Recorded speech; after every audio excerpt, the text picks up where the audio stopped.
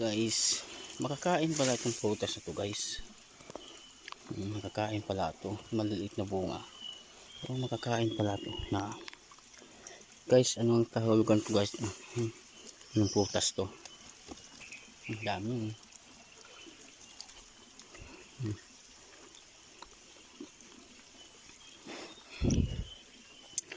Bigay guys yung anong pangalan to sa Tagalog o sa probinsya. Maliliit. Kinakain guys. Maasim lang ka.